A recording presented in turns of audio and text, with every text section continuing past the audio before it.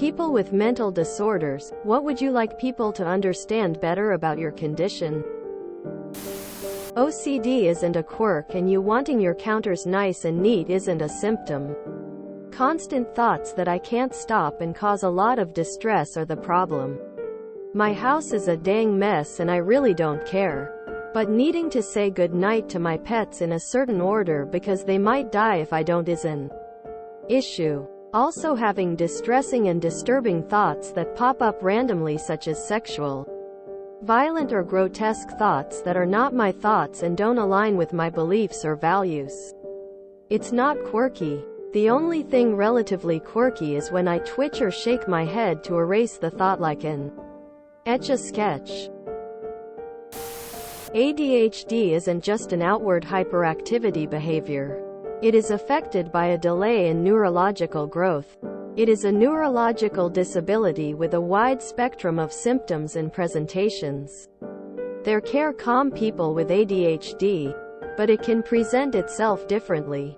Primarily inattentive, hyperactive, impulsive, are combined, which is why many of those people with ADHD are never diagnosed, or done so later in life.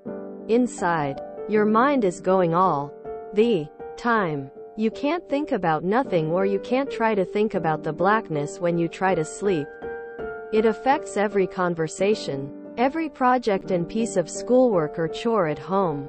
It affects every relationship, job or career you'll ever have. Some can use it as a superpower, but it is indeed a tough and harrowing condition to conquer, even with treatment like medicine and therapy. The difference between psychosis and psychopath. I see and hear things that aren't there.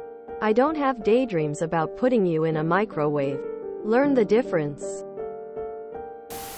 If you have anxiety, you already know your fears, or the proportion of your fears, are often irrational, and knowing that adds to the stress. Being told you're irrational is irrelevant and unhelpful. So I have psychotic bipolar, and the thing that I want people to understand is that most of the time, I'm pretty chill. I hear voices and they say horrible things to me, but I decide whether to listen to them or not. They don't control me. In fact, with a lot of time and dedication I can almost control them. But then sometimes I'm not chill, and it's okay to help me get help. It's tiring. I'm tired all the time. The amount of effort I have to put into being a functional adult is exhausting. Everything is difficult. Nothing is easy or simple. I'm just so tired. Sometimes depression is feeling blasé all the time. We don't enjoy things as much. It's not to say we didn't have fun, but everything, every feeling, is muted. It's like we experience things that recharge people at half or less volume. What might revive you was essentially a blip on our radar. Management of it is exhausting. It's the balance of getting through the day as best I can and not letting it color the interactions I have with other people, not allowing it to control how I respond.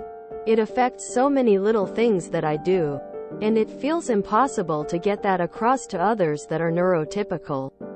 I both wish that I could let someone experience my brain for just a little while and equally would never wish that on someone.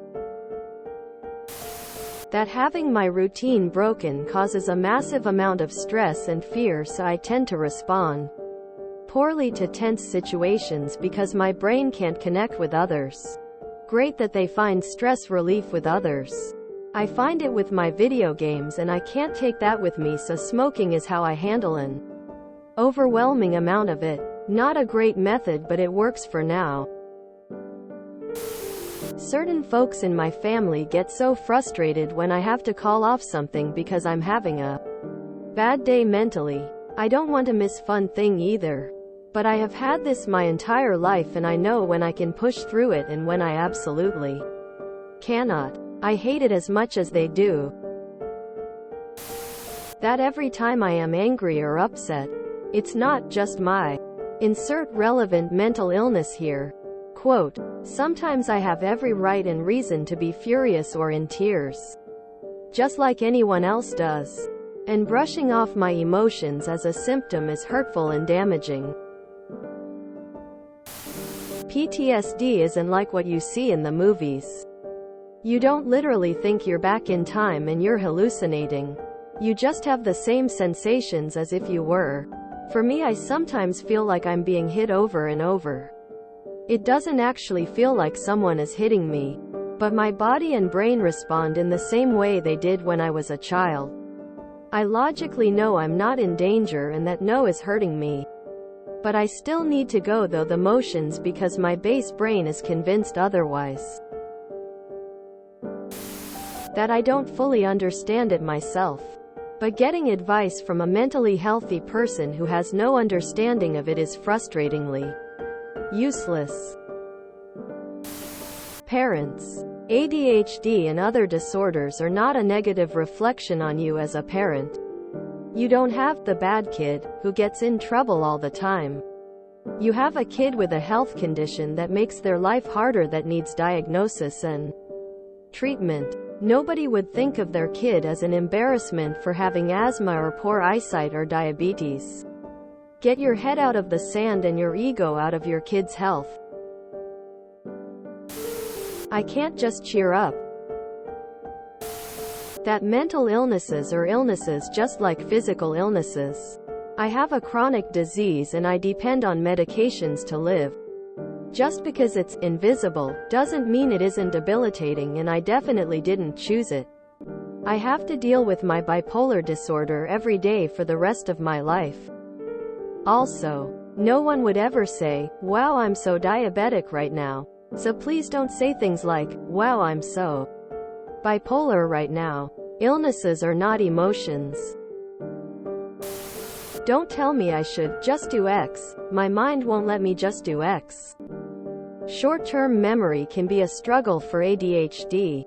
And my wife will be getting a grocery order ready, trying to do so without walking down to the kitchen, and will tell me, "Just remember what you wrote on the list," and it's like, I can't. That's why I wrote it on the list. It's not a trendy thing. It's an actual condition that affects my daily life. Just because I am happy and normal at work doesn't mean I don't completely shut down when I'm not getting paid to put up a facade that will make everyone more comfortable. I literally will not get out of bed again until I have to be at work again tomorrow. I'm not looking cute today, I haven't done laundry in weeks, and I'm down to only my nice clothes. Being clean. Faking it is a large part of my personality at this point. So when I say I'm depressed, I need you to know that I'm not being dramatic, because what you see is normal. It's what you don't see that is the problem for me. When you say you have OCD because you like your pantry organized, I hope you don't notice that the top layer of skin has been rubbed off my hands from compulsive washing. If you enjoyed this video, please check out our playlists full of similar content. Epic Aircast is like doom scrolling for your ears. Please like, share, and subscribe.